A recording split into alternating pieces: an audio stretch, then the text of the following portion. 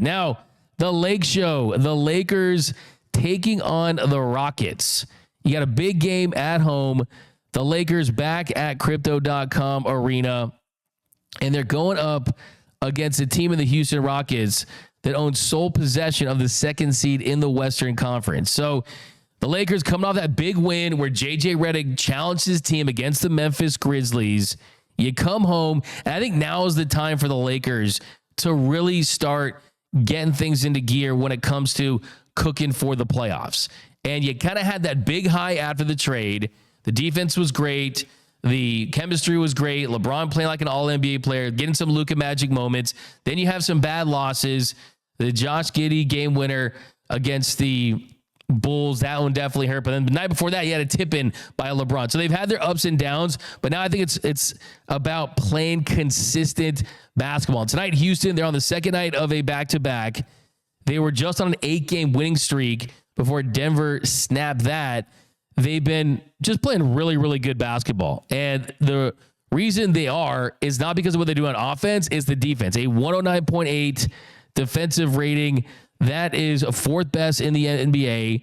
They've been consistent all year and think that that's what allows them to cover up some of their mishaps on offense that we've seen from them. So they're a young team. They're a gritty team. They are the best rebounding team, at 51.1 points in the paint with rebounds and putbacks. So they're a team that's physical, but they're not a good shooting team. 26th in the league when it comes to three-point shooting. So I look for the Lakers to kind of have a veteran win tonight, a mature win against a younger Rockets team. And I think the Lakers need to get it rolling again in LA going up against Houston. I got the Lakers winning tonight. How about you, J-Rob? Yeah, I got the Lakers winning tonight. It's that momentum going into the playoffs and that postseason.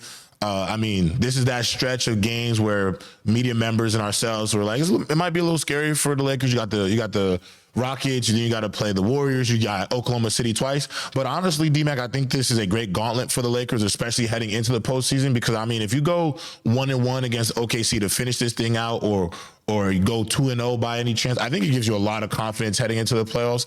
And the second-seeded Rockets are a great, I think, measuring stick right now to just kind of see where you are with the top of the ladder in the Western Conference. And so I got the Lakers winning tonight, and I think for my gamblers out there, I think they cover that -4 spread for sure.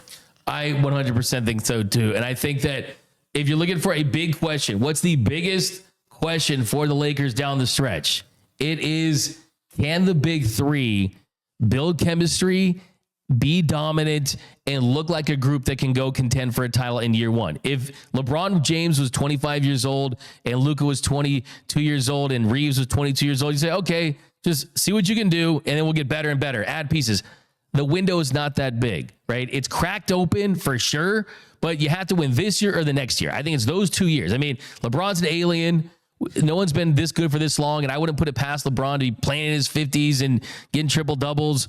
But still, I think if you're a Lakers team, you look at these three guys, as talented as they are, as a group, when Doncic, Luka, and Reeves, they're on the floor at the same time. Lakers have a 116.5 offensive rating, a 57.6 expected field goal percentage. That's 9th in the league for offensive rating, right? You just cannot expect a group with that to lead this team to a title based on the talent around them. So I think it starts tonight. You look at, too, just the overall net minutes. I mean, they're a -6 net rating when they're on the floor together. So they're losing compared to their opposition when they're all together. So can you get them together? For sure. And who's going to play defense around them? A 122.4 defensive rating with all three of them on the floor. That's not good. Okay. That's not good. That would, that's defense is not going to win you a championship. So let's see if this team can build chemistry with those big three. Other big questions. Does seeding really matter for the Lakers? Does it really matter? I think if the Lakers finish with the 4 seed, which they're in sole possession of right now after being the Grizzlies, you have full game up on Memphis. You got the season tiebreaker.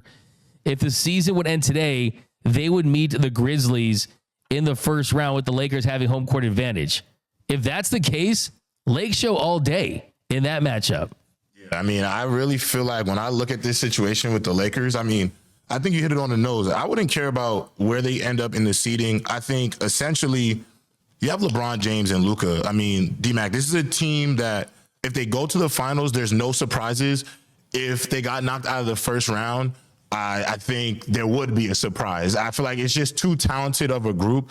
And even despite the little deficiencies, whether you talk about maybe they're not fabulous defensively with their perimeter threats, or essentially when you look at, Jackson Hayes being the anchor for their rim protection, I don't really think it matters. I think if we got 4 games, a Luka Doncic classic, a LeBron James classic, and then that illustrious Austin Reeves 25-pointer. I mean, everything is in front of this basketball team. For sure. And you mentioned the key word. It's defense. We know they can fill it up. We know that LeBron can get you 30. We know Luka can get you 30. We know Reeves can pop off and get you 30. Mm-hmm. And we know that Gabe Vincent and Rui and some other parts can step up and make key shots. But the first biggest question, can the big three have chemistry? Second biggest question, does it really matter who they play? Does seeding matter? Third biggest question is the small ball defensive lineups, and can you get enough defense around the big three? Because when you have Jackson Hayes in the game, that's their only traditional center. That is their only center, right? When he's in the game, the Lakers defense is somewhat solid, a 115.5 defensive rating. That's not great, but still it's respectable. It's respectable. When you have Hayes and then you have Rui Hachimura, a 107.2 defensive rating. That gets even better. When you don't have Jackson Hayes on the floor, that defensive rating goes to 131.6. That's atrocious. So the small ball defense is not going to lead to a championship. So you have to find those configurations. And I think the number one thing would be, can you get Jackson Hayes to just look like a average center, just a guy that can go and be a lob threat, can get rebounds, can be a presence out there, and let the guys do the rest. So it's kind of crazy to think that, I mean, if I told, that was not on your Lakers bingo card, was, will Jackson Hayes play well enough to let the Lakers compete for a title? But I think it's crazy that that's something that's certainly a conversation.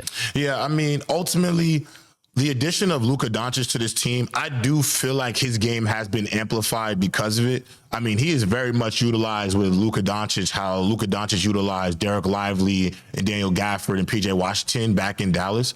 I feel like because of JJ Redick's ability to coach concepts and plays and just being able to adjust strategically. Like, I love the way they guarded Jokic earlier in the year. I do feel like for a player like Jackson Hayes, who's going to have a lot on his plate and be asked a lot, he does have the support system, I feel like, around him to at least get the best out of himself during this time. Because, D-Mac, ironically enough, if they go, let's say Jackson Hayes has a great postseason, he just got himself $80 million.